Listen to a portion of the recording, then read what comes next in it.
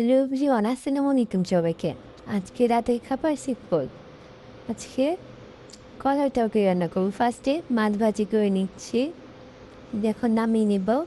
দেন পেঁয়াজ কুচি দিয়ে দিয়েছি, একটু ভাজা ভাজা হয়ে গেলে জিরা বাটা, আদা বাটা, রসুন বাটা অল্প পরিমাণে দিয়ে দিব।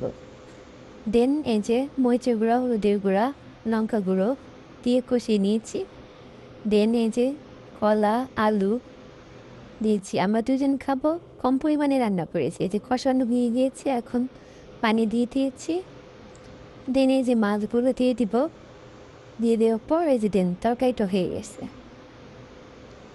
তারপর এই যে কলার খোসার ভর্তা করব, হলুদ গুঁড়ো, লবণ গুঁড়ো, কলার খোসা, চিংড়ি, শুটকি এগুলো দিয়ে দিলাম, এখন সিদ্ধ হবে।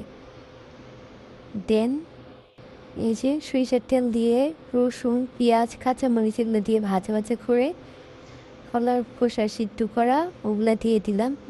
নিয়ে এখন ভাজা ভাজা করে এখন ব্লেন্ড করে নিব। আমার ছোটো বেবি, তার জন্য বেশি কিছু করতে পারিনি।